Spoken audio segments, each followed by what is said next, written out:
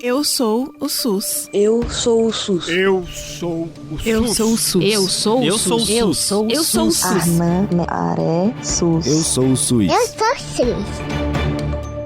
Repórter SUS. O que acontece no seu sistema de saúde?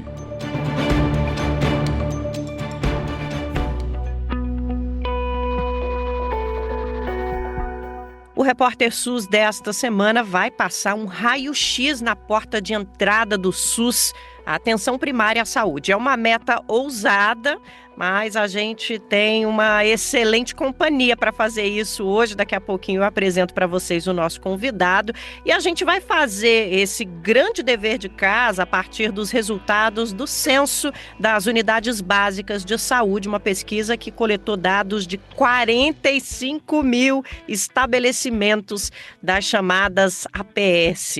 A pesquisa foi realizada em 2024 pela Secretaria de Atenção Primária à Saúde do Ministério da Saúde, em parceria com a Rede de Pesquisa em Atenção Primária da Abrasco, Associação Brasileira de Saúde Coletiva, essa organização importantíssima para o nosso país.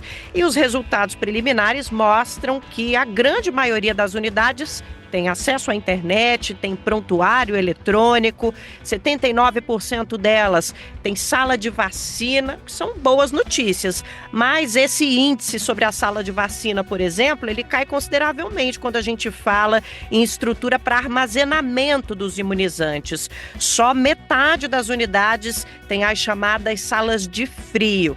Os dados mostram também que só 21% dessas unidades tem sala para coleta de exames laboratoriais e a maioria precisa de reforma ou ampliação, ou seja, a população não consegue nesses postos fazer exames e precisa enfrentar as filas do Sistema Único de Saúde. Bom, para detalhar os achados desse censo, o Repórter SUS recebe com muita honra a partir de agora um dos coordenadores da pesquisa, o professor Luiz Augusto Facchini, da Universidade Federal de Pelotas. Obrigada pela presença aqui no Repórter SUS, com a Fundação Oswaldo Cruz e com o Brasil de Fato, professor. Muito obrigado, Nara. Muito obrigado pelo convite. Meu abraço a todos, né, da produção do Brasil de Fato, da Fiocruz. Realmente é uma satisfação poder estar debatendo um censo tão importante, com informações tão relevantes para o nosso país. Vamos entender melhor, então, quais são as contribuições desse trabalho para a melhoria do atendimento nas unidades básicas de saúde, professor. Vocês produziram uma grande quantidade de dados sobre a estrutura de funcionamento dessas unidades, os pontos fortes, o que é preciso melhorar. Quais são os destaques que o senhor aponta inicialmente para esse estudo? Muito bem.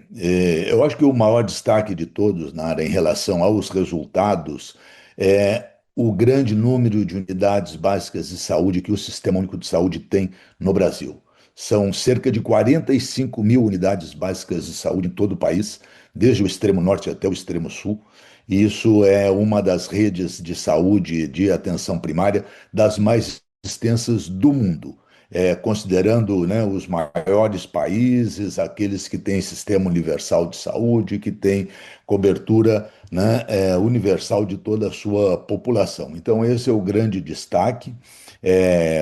Todas essas unidades básicas de saúde têm médicos, tem 80% dessas unidades básicas de saúde são da estratégia Saúde da Família. A estratégia Saúde da Família, ela se caracteriza por trabalhar em equipe. Então, esse é o grande destaque, são equipes multiprofissionais, mais recentemente da odontologia, técnicos e auxiliares de enfermagem de saúde bucal e agentes comunitários de saúde. Isso é um processo que está, né, de modo muito marcante, caracterizado em todo o país, nas grandes cidades, médias e pequenos municípios. Na região Nordeste, 94% das unidades básicas de saúde já são do modelo Estratégia Saúde da Família. Então, esse é um grande destaque pelo trabalho comunitário que a estratégia produz. vinculando, mediante o trabalho dos agentes comunitários e da equipe, a intervenção no território, com a população definida, no domicílio da população e o cuidado realizado dentro do centro de saúde, da unidade básica de saúde. Então, esse é o grande marco. O outro marco pode ser considerado em relação ao processo, né? Realizamos num período muito curto, né, de junho de 2024 até setembro, todo esse censo nessas 45 mil unidades básicas de saúde. A grande parte desse censo foi realizada até final de agosto e apenas o Rio Grande do Sul ficou para completar o censo em setembro por conta dos eventos climáticos, da catástrofe que ocorreu no Rio Grande do Sul em 2024. Então, isso mostra, né, uma fortaleza do Sistema Único de Saúde, a capacidade de realizar esse censo numa ampla parceria tripartite do Ministério da Saúde, com o apoio do CONASEMES, do CONAS, secretarias estaduais de saúde, dos COSEMES, né, da organização do CONASEMES nos estados, e com a participação da academia, por meio da Rede de Pesquisa em Atenção Primária à Saúde da Brasco, mobilizamos um grande grupo de pesquisadores vinculados a cada estado, a cada unidade da federação, com pessoas que coordenaram o processo, que facilitaram, que animaram a participação de todo esse grande, né, contingente de responsáveis pelas unidades básicas de saúde. Temos um conjunto importante de resultados, como você mencionou, já antecipou aí questões que são muito relevantes, e temos desafios que persistem, né, e que precisamos enfrentar. O censo é a grande oportunidade de atualizar informações, permitir que os gestores municipais, que são os líderes da formulação de políticas para a atenção primária em saúde, possam direcionar os seus esforços mediante o apoio dos estados e da União, ou seja, do Ministério da Saúde e das secretarias estaduais de saúde, de modo a implementar políticas que atendam às necessidades da população e que possam satisfazer, portanto, todas aquelas demandas que a população apresenta de modo rápido, ágil, com grande resolutividade, grande capacidade, né, de solução dos problemas e minimizando os desafios que temos hoje. Professor, o senhor citou uma série de conselhos que tiveram participação na elaboração e em colocar o censo nas ruas, né? O Conselho de Secretários Estaduais de Saúde, o Conselho de Secretarias Municipais também. Só para que a gente deixe bem explícito aqui no Repórter SUS como a participação social e a questão tripartite, ou seja, estados, municípios e governo federal juntos na construção do SUS é importante. O senhor poderia citar os nomes desses conselhos, fora das siglas, para quem está nos ouvindo entender o nível de diversidade de participação nessa pesquisa incrível? Claro, então, justamente, né? Você mencionou o Ministério da Saúde, a Secretaria de Atenção Primária à Saúde, também chamada pela sigla SAPS, o Conselho das Secretarias Municipais de Saúde, que articulam os gestores de todos os 5.570 municípios do nosso país, o Conselho dos Secretários Estaduais de Saúde, o CONAS, que é a representação de cada unidade da federação.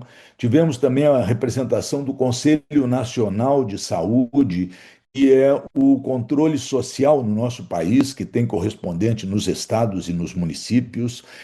Tivemos em cada estado a representação das suas secretarias estaduais de saúde, principalmente das áreas de atenção primária à saúde, e da organização dos municípios nesses estados, que nós chamamos de COSEMES, que são, né, coordenações, que são conselhos que articulam os municípios daquele estado. Então, de fato, é uma capacidade, né, de capilaridade por meio da articulação institucional que o Sistema Único tem em todo o nosso país. Essa é uma grande fortaleza. Poucos países têm uma estrutura institucional com articulação tão forte, tão diversa, tão articulada quanto o Brasil.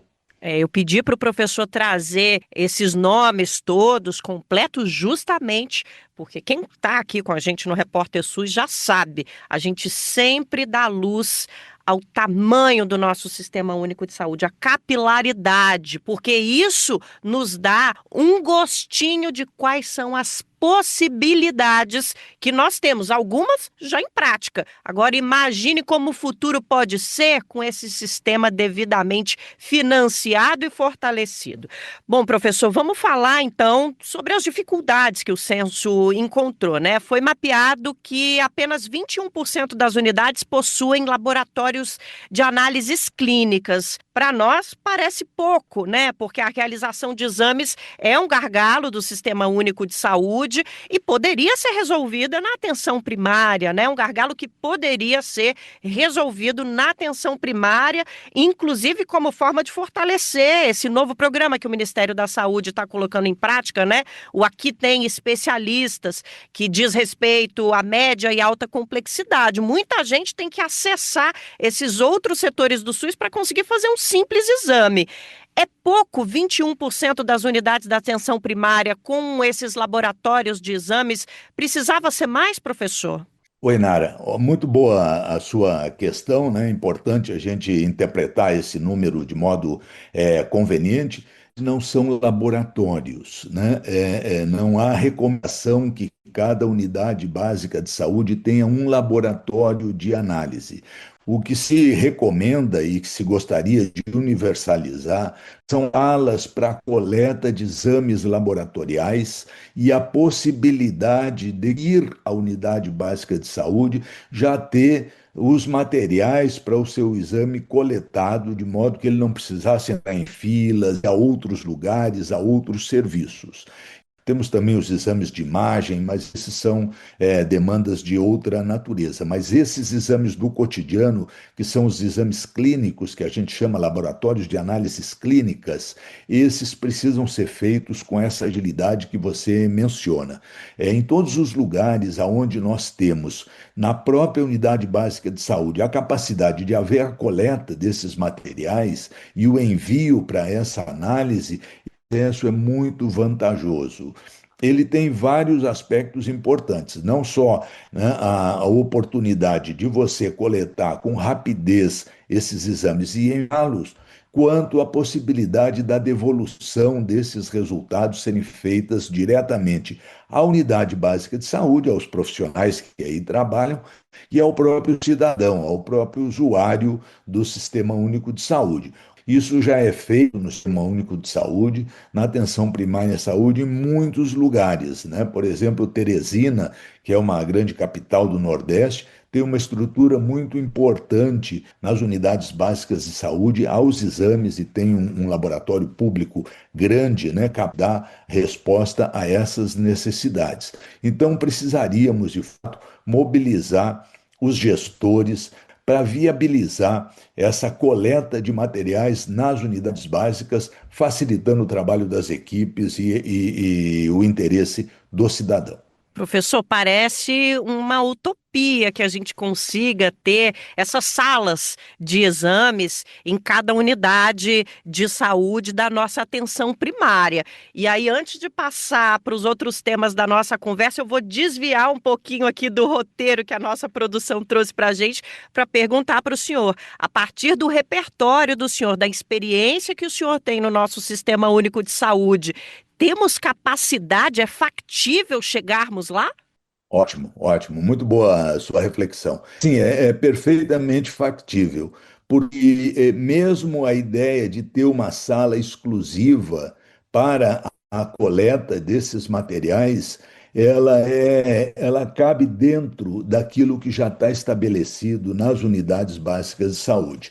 Nós temos nas unidades básicas de saúde salas para realização de procedimentos, né, onde você sempre tem a oportunidade de aplicar uma injeção, de coletar um material. Você já tem essa capacidade instalada, você tem a equipe preparada, a equipe de enfermagem, que é capaz de coletar esses materiais, de realizar, portanto, essas atividades, né? Nós estamos falando de exames que são fundamentalmente exames de sangue, ou seja, que você coleta o sangue para fazer as análises, e, em outra medida, de exames de urina. Esses são os dois exames mais comuns, né? Temos outros, mas esses exames clínicos são fundamentalmente feitos com esses materiais. Então, o que precisaria existir é um processo organizativo. Neste caso, né, evidentemente que nós precisamos da infraestrutura, precisamos equipar melhor as nossas unidades básicas, mas seria um processo organizativo, que a gente tem em cada município a possibilidade de coordenar com a unidade básica de saúde a passagem da a busca desses materiais por uma equipe, né? Nos municípios que existe isso, nós temos, por exemplo, rotas e dias, né? Você não precisa ter todos os dias e todas as horas a coleta desses materiais e enviar ao laboratório. Você pode ter períodos em que você realiza essa coleta e esses materiais são imediatamente encaminhados para o laboratório, guardando, né, as condições de segurança e as condições, né, de viabilidade desse material para as análises clínicas, né, as condições de conservação e garantia, né, de qualidade desses materiais. Então, em alguns centros de saúde, é sempre às terças de manhã, ou às terças e às quintas de manhã, ou segundas, quartas e sextas, são dias de coleta desse material. Então, se eu vou consultar, por exemplo, numa segunda-feira e a coleta de material é terça, né, a equipe já pode me dizer: vem amanhã às 8 horas da manhã ou às 10 horas da manhã para coletar seu material aqui, que ele logo será encaminhado para o laboratório. E você recebe o exame depois no seu celular, uma mensagem de WhatsApp, ou você acessa aquela página na internet para saber os resultados. Então, não é um grande desafio técnico, nem mesmo de infraestrutura, né? Nós temos toda a capacidade técnica estabelecida, temos o pessoal, precisamos fazer um processo organizativo para que isso seja viável e atenda todo mundo. Então veja que, né, problema importante de resolver com as capacidades que já temos, né? Isso sim pode ser um grande avanço e uma grande melhoria na capacidade de resposta das unidades básicas de saúde da atenção primária. Professor, agora falando sobre vacina, a gente está vindo de um período em que as taxas de vacinação no nosso país caíram muito, nós éramos exemplo para o mundo e deixamos de ser. Agora estamos em pleno processo de retomada dessas coberturas vacinais. E o censo traz a informação de que a maior parte das unidades tem sala de vacinação, mas só metade delas tem estrutura para manter os imunizantes, a geladeira, o equipamento necessário. Isso tem impacto na oferta de imunizante para a população? É algo que também precisa ser melhorado, professor? Claro, sem dúvida. Nós, Nara, trabalhamos com a ideia da universalização de todas as grandes questões, de todos os grandes aspectos da atenção primária em saúde. Ou seja, vacina é importante para todo mundo. Então, precisamos ter salas de vacinação em todas as unidades básicas de saúde. Temos em 80%, né? 79,7% das UBSs têm sala de vacinação. É um número grandioso, né? Pensando que são 45 mil unidades básicas, né? É um número realmente grandioso comparado com qualquer país. Mas nós precisamos alcançar 100% destas unidades. Então, a gente tem até números que a gente vai refletindo, né? Se falamos de 45 mil unidades básicas de saúde, e se precisamos ampliar, né, de 80% para 100% as salas de vacinação, precisaríamos incluir mais alguma coisa ao redor de 9 mil unidades básicas de saúde. Precisaríamos ter salas de vacinação em mais 9 mil, né? Então, temos aí 36 mil unidades básicas de saúde com salas de vacinação. É isso que eu digo que é um número grandioso, né? Mas precisaríamos incluir aí mais umas 9 mil unidades básicas para poder universalizar esse acesso, termos esse recurso. Esse é um aspecto fundamental. O outro aspecto é de infraestrutura, a necessidade de termos câmaras frias para poder guardar essas vacinas. Nós temos, na tradição do SUS, foi de dispor de geladeiras exclusivas para vacinas. Isso é um número também muito alto, temos, né, esse equipamento de modo bastante amplo nas nossas unidades básicas de saúde, mas as câmaras frias elas nos dão mais segurança, né, evidentemente. Então é um equipamento mais novo, digamos assim, em comparação às geladeiras, e que eles nos dão mais segurança em relação a essa questão da falta de energia que ocorre muitas vezes, né, não só no interior, mas até mesmo nas capitais, e que, portanto, é uma garantia da conservação dessas vacinas, de não haver desperdício, de não haver nenhum problema em relação a isso. O terceiro aspecto, então, seria dispor de vacinas do calendário vacinal completo em todas as unidades básicas de saúde. Então, com isso, precisaríamos ter salas de vacinação, equipamentos de conservação das vacinas e as vacinas, de modo a poder dispor desse recurso para ampliar essas coberturas vacinais. Elas realmente tinham caído demais. As coberturas vacinais do Brasil, no nosso melhor momento, né, aí pelos anos de 2014, por aí, elas eram ao redor de 95%, né, a cobertura populacional. Tínhamos números, né, que eram referência para todo mundo. Depois tivemos vários problemas, né, políticos, né, com o impeachment da presidenta Dilma, tivemos desinvestimento nas unidades básicas de saúde, redução do financiamento, tivemos muitos problemas, inclusive todo um processo, né, que foi muito marcante no governo passado, de negacionismo em relação às vacinas, de falta de estímulo à população, falta de campanhas de divulgação a respeito de vacinas e até mesmo de ausência das vacinas das unidades básicas. Passaram a faltar vacinas de modo muito regular. Isso tudo são desestímulos à vacinação e são, portanto, né, problemas que precisam ser enfrentados para a gente voltar a ter coberturas muito altas. As coberturas cresceram, né? Desde 2023 para cá, nós temos um aumento das coberturas vacinais, mas nós precisamos retomar para todas as vacinas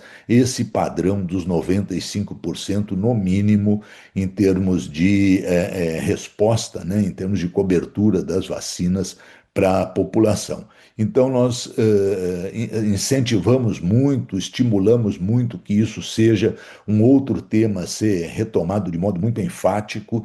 Também é um recurso que é relativamente fácil de providenciar, porque o Brasil ele é um país, né, que no contexto político atual ele é fortemente aderido à noção da universalização da vacinação para a população. Em muitos lugares houve centralização das vacinas. Se criaram centros de vacinação e se tiraram as vacinas das unidades básicas e se colocaram em alguns lugares centralizados na cidade. Isso não é uma boa ideia, né? Se você tem um centro de vacinação, mas as vacinas continuam disponíveis na unidade básica, não tem nenhum problema. Agora, se você faz centros e retira a vacina da unidade básica, você dificulta o acesso principalmente das pessoas que têm dificuldade de se deslocar até esses centros por todas as razões, dificuldade de mobilidade, ausência de um veículo para ir, carência de recursos financeiros para pagar o translado. Então, evidentemente que ter as vacinas próximo da residência das pessoas é o elemento fundamental. e fazer articulações, né, nesse âmbito da organização desse processo de cobertura vacinal, fazer mobilizações como a que a gente tem assistido. Programas que articulem a vacinação com as escolas, nos lugares de concentração da comunidade, nos espaços públicos, de modo a facilitar o acesso da população e, portanto, né, as coberturas vacinais elevadas. Então, é outro tema que você destaca que é muito apropriado, fundamental para qualificar a resposta da atenção primária à saúde. Professor, eu queria conversar um pouquinho com o senhor sobre a presença de entidades privadas no nosso Sistema Único de Saúde. O censo identifica que 5% das nossas unidades básicas de saúde são geridas por organizações sociais de saúde. Vocês chegaram a identificar algum percentual de vínculo de terceirização? Como é que vocês encaram esse percentual de unidades sendo geridas por organizações sociais da saúde? E eu pergunto para o senhor também, com base no repertório que o senhor acumula a respeito do nosso SUS, o risco da presença privada no Sistema Único de Saúde é grande atualmente, principalmente levando em consideração esse avanço da direita, do conservadorismo e do pensamento que afasta o Estado, que afasta o poder público da garantia de direitos sociais da nossa população. Vocês veem um problema nessa ampliação de alguma forma, professor? Ótimo, Nara, muito bom, muito importante, né, refletirmos sobre isso. Sim, eu particularmente, né, os colegas da Rede de Pesquisa em Atenção Primária à Saúde da Abrasco, nós defendemos que o Sistema Único de Saúde ele construa a sua própria rede de serviços, a sua própria estrutura e a sua própria capacidade de gestão, né, das suas equipes, dos seus profissionais, dos seus recursos de trabalho.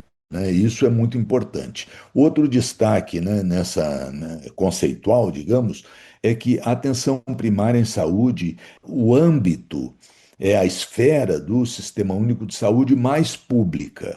Nós temos desafios muito grandes do ponto de vista de infraestrutura pública nos setores de média complexidade, nas áreas de especialidade, nos setores hospitalares. Temos aí uma presença em muitos desses setores importante do setor privado. Mas na atenção primária em saúde, a nossa rede básica de saúde ela é fundamentalmente pública. Nós temos aí praticamente 100%, né, das unidades básicas de saúde do país são públicas, são vinculadas aos municípios, são as nossas redes municipais de atenção primária em saúde, e nós temos, de fato, essa figura das organizações, né, das OS, né, organizações sociais vinculadas à gestão, eventualmente até à operacionalização dessas unidades de saúde. Elas não são propriamente serviços privados, elas são estruturas que operam a estrutura pública. Então tem uma pequena diferença, né, que pode ser muito relevante para essa reflexão. Elas estão presentes principalmente nos grandes municípios, nas capitais e grandes municípios, principalmente da região sudeste, mas também já se observa isso muito frequentemente em capitais e grandes municípios da região sul. Então, ela traz certamente preocupação a gente, mas é diferente de um serviço privado. Nós não temos, por exemplo, unidades básicas de saúde privadas que sejam operadas pelo setor privado e que sejam contratadas pelo Sistema Único de Saúde para essa atividade, né? Isso certamente não é recomendável. Claro, estou falando de atenção primária em saúde, de postos de saúde grandes, bem equipados, de grande qualidade, como você mencionou, e também centros de especialidade, hospitais e infraestrutura para o tratamento do conjunto dos aspectos mais importantes nas áreas especializadas, na cardiologia, na traumatologia e ortopedia, na área de câncer, certamente, né? Então, essa é uma estratégia fundamental para qualificar o Sistema Único de Saúde. Nós ouvimos o professor Luiz Facchini, da Universidade Federal de Pelotas e um dos pesquisadores responsáveis pelo censo das nossas unidades básicas. Professor, muito obrigada por estar aqui conosco no Repórter SUS e a gente espera muito uma próxima oportunidade. Muito obrigado, Nara, muito obrigado. Para mim é uma grande satisfação. Muito obrigado, estou sempre à disposição. Obrigada também às nossas ouvintes e os nossos ouvintes aqui do Repórter SUS, que é uma parceria entre o Brasil de Fato e a Escola Politécnica de Saúde Joaquim Venâncio, da Fiocruz, a nossa poli da Fundação Oswaldo Cruz. Saiba mais em brasildefato.com.br e é psjv.fiocruz.br. Apresentação Nara Lacerda, trabalhos técnicos Adilson Oliveira. Na Fiocruz, a produção é de Juliana Passos e no Brasil de Fato, de Letícia Holanda. Até semana que vem com mais um episódio do nosso Repórter SUS.